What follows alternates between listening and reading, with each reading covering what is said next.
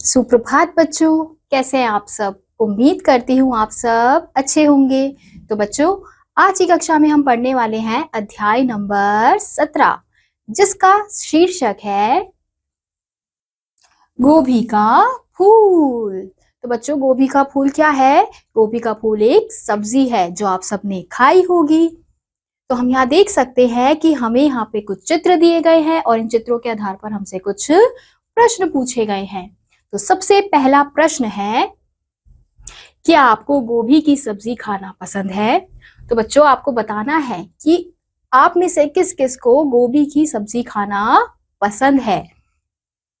आपको गोभी से बनी क्या क्या चीजें पसंद है? तो आपको क्या बताना है यहाँ पे कि आपको गोभी से बनी कौन कौन सी चीजें खाना पसंद है।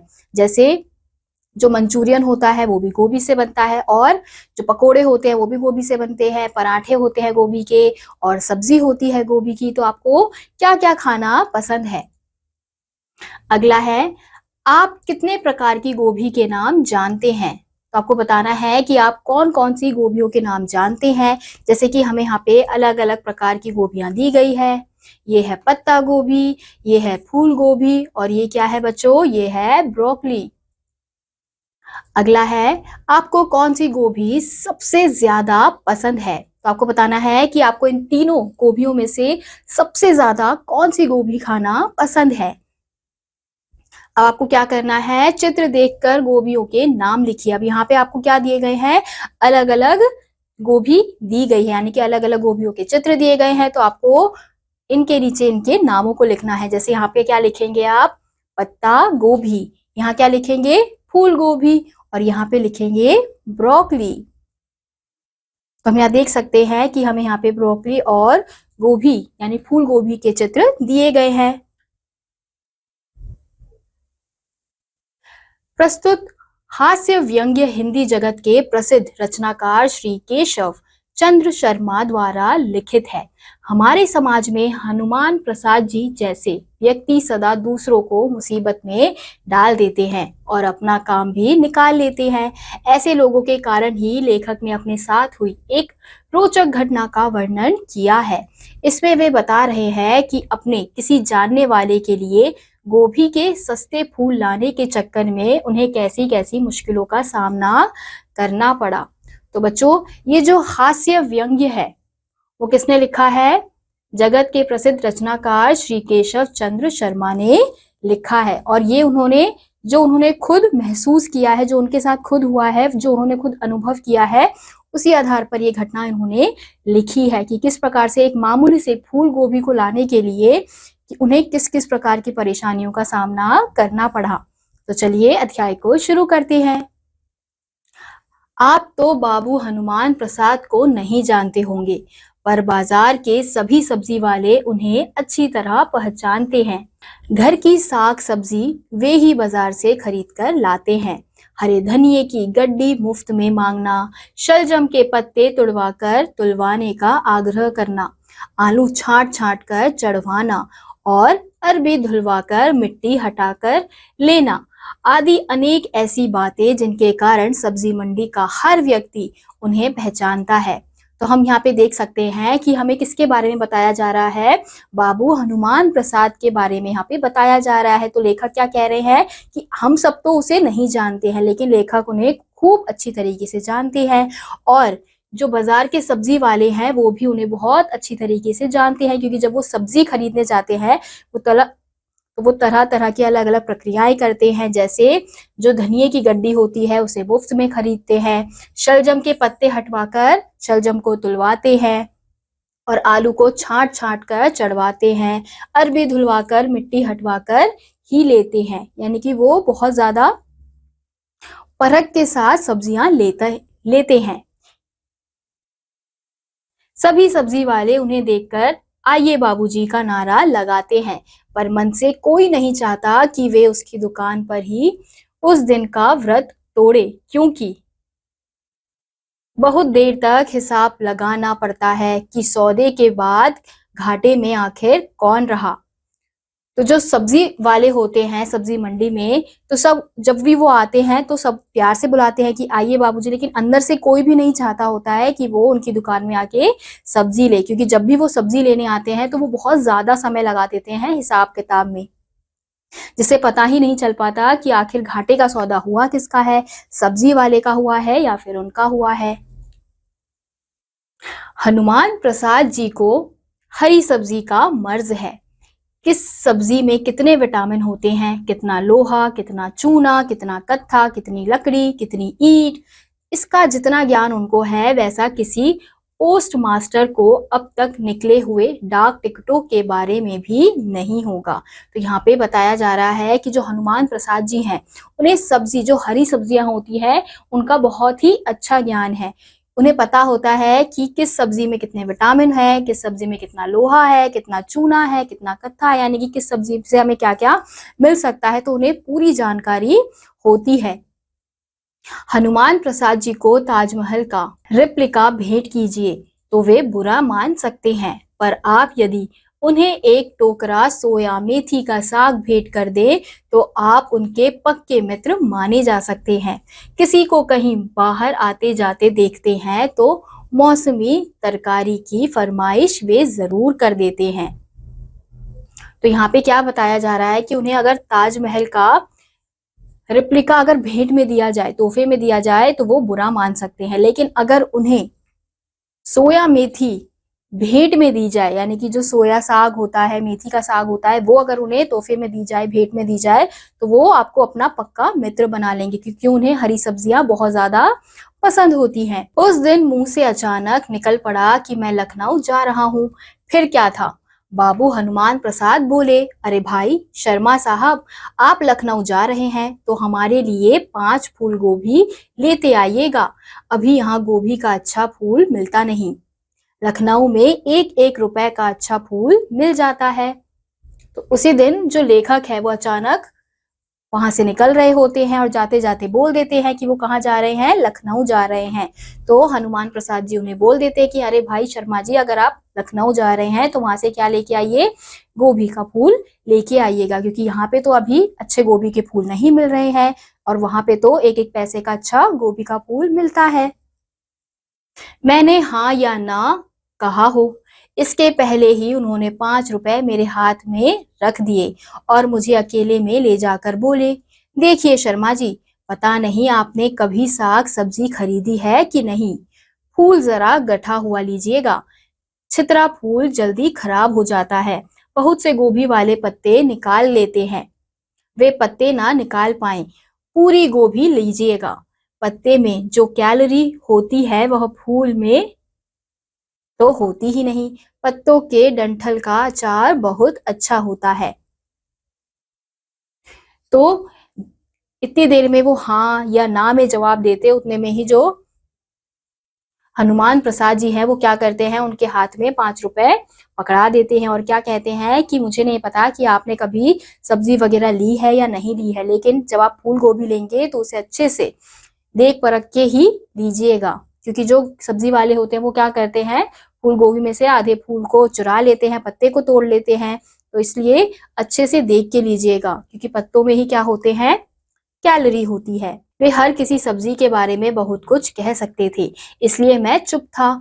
वे सांस लेकर फिर बोले, अच्छा सुनिए, फूल में कभी कभी छोटे छोटे कीड़े लग जाते हैं, उसे जरा झड़वा के लीजिएगा।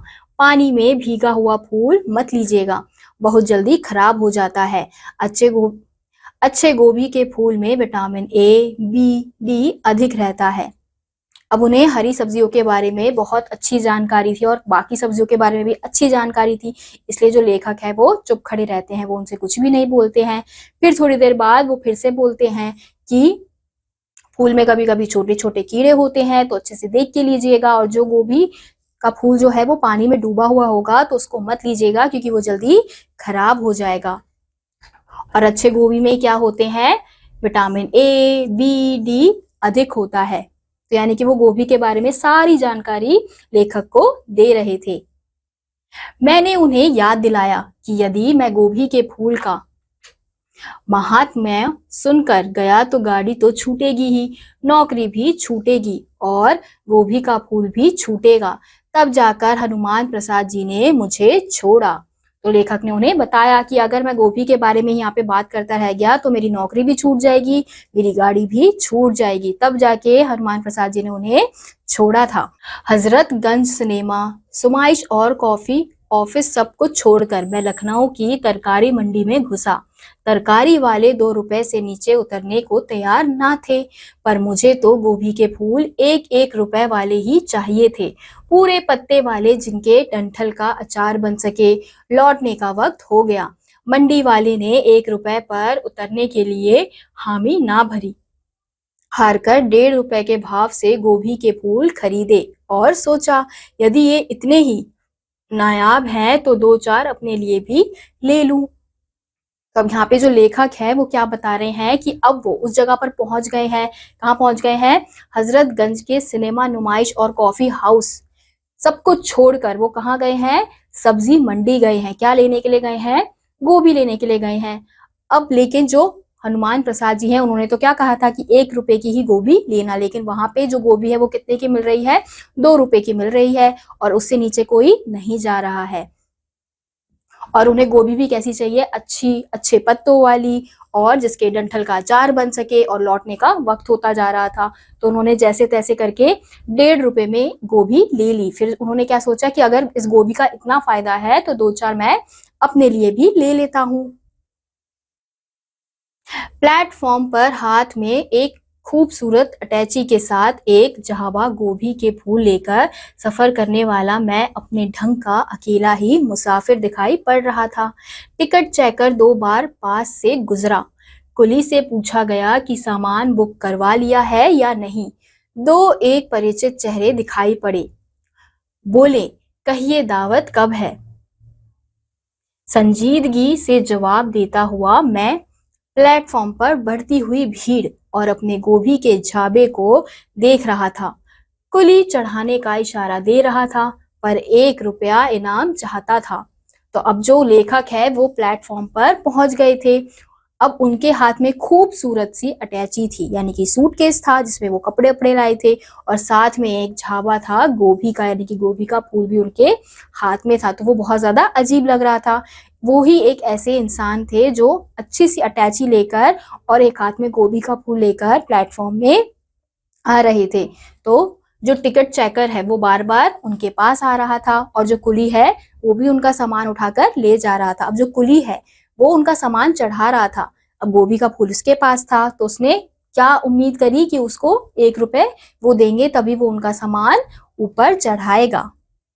तो हम यहाँ देख सकते हैं कि कुली जो है वो इनका सामान चढ़ा रहा है। गाड़ी आई, ठसाठस भरी मेल, मारा मारी का दृश्य। कुछ लोग डिब्बे से बाहर निकलने का प्रयत्न कर रहे थे और कुछ चढ़ने का।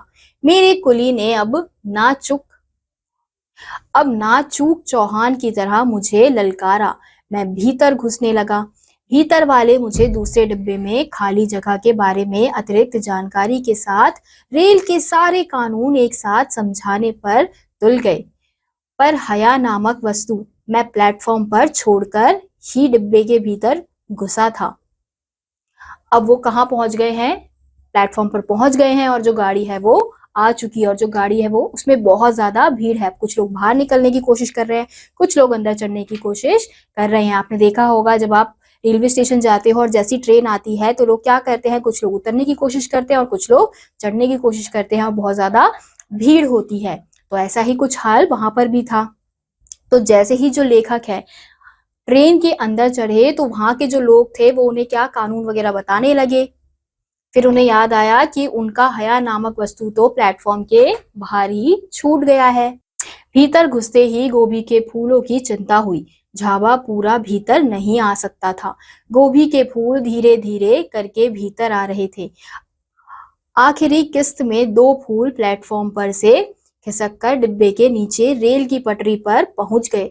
मैं कुली पर बिगड़ने लगा। कुली इनाम मांगने पर अटका हुआ था और मैं गिरी हुई गोभी के दाम पर। तो हम यहाँ क्या देख सकते हैं कि अब धीरे धीरे जो कुली है वो उनकी गोभी अंदर पहुंचा रहा था। जैसे कि हम यहाँ देख सकते हैं, यहाँ पे जो टोकरी है वो गोभी के फूल से भरी हुई है। अभी जो कुली है वो एक एक करके लेखक को गोभी देते जा रहा है और धीरे धीरे गोभी जा रही है। लेकिन जो एक गोभी है वो कहाँ गिर गई है? प्लेटफॉर्म पर ही गिर गई है। तो अब जो कुली है वो पैसे मांग रहा है, इनाम मांग रहा है, लेकिन लेखक को किसकी चिंता हो रही है? जो गोभी गिरी है उसके पैसों की चिंता हो रही है। तू मैं बढ़ने लगी। दोनों अपनी अपनी भाषा में एक दूसरे को ऊंच नीच कह रहे थे। गाड़ी के भीतर का दृश्य भी निराला था। एक स्वर कहता था, साहब उधर ले जाए ना। दूसरा बोला, बेंच के नीचे लीजिए। तीसरा ऊपर से जाने का सुझाव देता, पर कोई भी अपनी जगह से तिल भर भी हिलने को तैयार ना था। गोभी का झाबा वही नीचे पड़ा रहा। स्टेशनों पर गाड़ी रुकती रही और लोग डिब्बे में सबके मना करने पर भी उसी तरह घुसते रहे जिस तरह मैं घुसा था। मेरा अकेला स्वर डिब्बा खुलते ही मुझे सुनाई पड़ता था, बचाइएगा, देखिएगा, अरे अरे, इधर नहीं, इधर गोभी है, अरे ट्रक उधर ले जाओ, अरे ट्रंक उधर ले जाओ।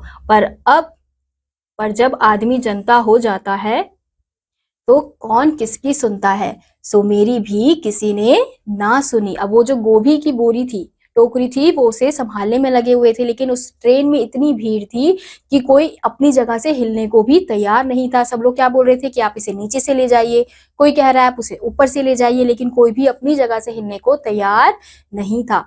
और सब लोग वैसे ही चढ़ रहे थे, उनको मना करने के बावजूद भी लोग धक्कम धुक्की कर रहे थे। जब तक इलाहाबाद स्टेशन ना आ गया, मैं अपने गोभी के झाबे को देख भी नहीं पाया। भीड़ उस पर छाई रही। इलाहाबाद आने पर ही मैं उसे देख पाया। गोभी के गठे हुए पत्तेदार फूल जनता की इतनी लातें सह चुके थे कि हारे हुए उम्मीदवार की तरह उन्हें पहचानना कठिन लग रहा था। अब जब तक इलाहाबाद स्टेशन नहीं आ गया था तब तक वो अपनी गोभी को नहीं देख पाए थे। अब वो जो इतनी सुंदर सुंदर मोटी मोटी गोभी लेकर आए थे, तो वो गोभी जो है वो जनता की इतनी लातें खा चुकी थी कि वो भी कैसी हो गई थी? बिल्कुल मुरझा गई थी। तो वो जो खिले खिले गोभी लेकर आए थे वो सब मुरझा गए थे। इतने हमले के बाद भी कितने विटामिन उनमें शेष बचे हैं, वह मैं उन्हें बाबू हनुमान प्रसाद तक पहुंचाकर मालूम करना चाहता था, पर हिम्मत ना पड़ी। यहीं के बाजार से 2-2 रुपए के फूल खरीदकर लखनऊ के कहकर उन्हें दे आया हूँ, और उसके बदले में लखनऊ में मिलने वाली सस्ती तरकारी पर उनका एक भाषण सुनकर अभी लौटा हूँ। अब उन्हें नहीं पता कि इतनी लातें खाने के बाद उस गोभी में कितने विटामिन बचे हुए होंगे। तो ये जानने के लिए वो किसके पास ले जाएंगे? हनुमान प्रसाद जी के पास ले जाएंगे। लेकिन उनकी हिम्मत नहीं हो रही है, क्योंकि उन्होंने तो क्या कहा था पैसे देकर कि अच्छी अच्छी गोभी लेकर आना। लेकिन लेखक की हिम्मत नहीं हुई कि वो ये जो गोभियां हैं जो मुरझा गई हैं वो लेकर हनुमान प्रसाद जी के पास जाए, क्योंकि वो उनको फिर गुस्सा आ जाता। तो इसलिए उन्होंने क्या किया, वहीं से किसी मार्केट से यानी किसी सब्जी मंडी से 2 रुपए की गोभी खरीदकर उन्होंने हनुमान प्रसाद जी को वो गोभी दे दी। तो बच्चों, इस अध्याय में हमने देखा कि किस प्रकार से लेखक ने एक छोटी सी मामूली सी गोभी के लिए इतना कष्ट झेला, इतनी परेशानी झेली। वो ट्रेन में लेकर गए, फिर ट्रेन में इतनी धक्का मुक्की हुई, लेकिन उसके बावजूद भी वो गोभी को नहीं बचा पाए, क्योंकि ट्रेन में इतनी ज्यादा भीड़ थी कि लोग इधर से उधर हिलने को तैयार ही नहीं थे। तो बेचारे वो गोभी को अपने पास रख भी नहीं पाए। तो जहां भीड़ में वो गोभी फंस गई थी, वो उसी भीड़ में फंसी हुई थी। फिर अंत में जब उन्होंने गोभी का हाल देखा तो वो बिल्कुल मुरझा चुकी थी। तो हार के उन्हें अपने पैसे खर्च करके ही हनुमान प्रसाद जी को वो गोभी देनी पड़ी। तो इसी के साथ आज का यह अध्याय यहीं समाप्त होता है। उम्मीद करती हूँ आपको यह अध्याय समझ आया होगा। मैं आपसे मिलूंगी अगली कक्षा में। तब तक के लिए आप सभी बच्चे पढ़ते रहिए और खुश रहिए। बाय।